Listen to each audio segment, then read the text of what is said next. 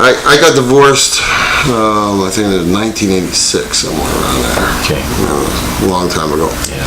But when I lost my family at that time, that was the void. It was a serious void, and I dwelled in it for close to 2 years, and I was in jail actually, and there was a guitar in the jail. And I picked it up and tried to play it, and oddly enough, this is kind of interesting. I never really thought about it for a while, but a guard had come to me and said, "Are you interested in playing guitar?" And I said, "Yeah."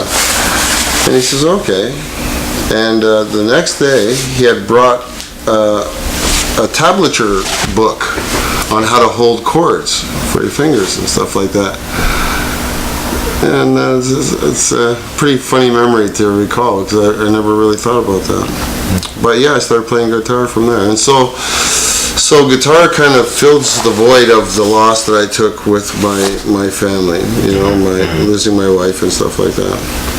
And, you know, and it comes from I don't know, I think most musicians come from a deep place, you know, a deep depression or a deep hurtful place. Exactly. I think, you know, when you listen to a lot of music that really moves you, you know, it really comes from that place. And that's where it comes from for me, you know. There was a lot of pain, a lot of loss,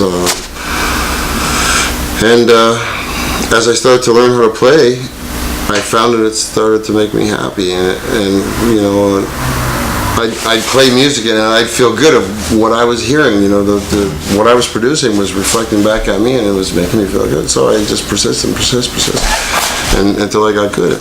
And when I got good, then I wanted to share with other people, and I wanted to relate to other people. I wanted to see if other people could relate to me and the things that I went through, the pain that I went through, because I write a lot of songs about my life, you know what I mean? Not only the painful ones, happy times too, but I hate to admit, but mostly from a painful place, you know? Yeah.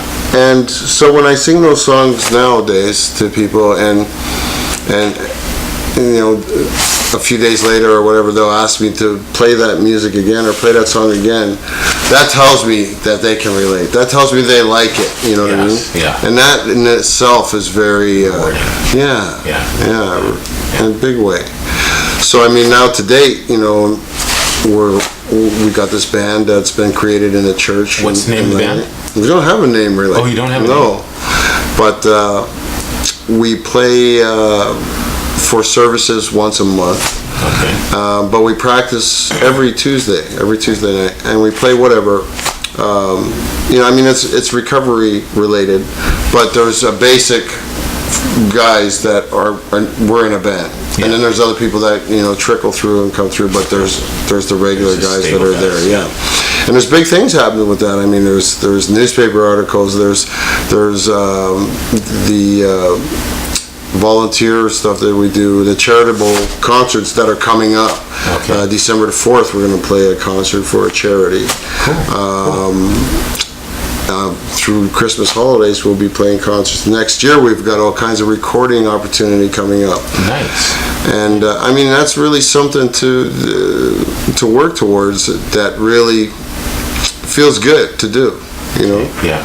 And I think music also is a big part of recovering for anybody, because it works. Music moves the soul, right? You know? Yeah, exactly. Okay. So.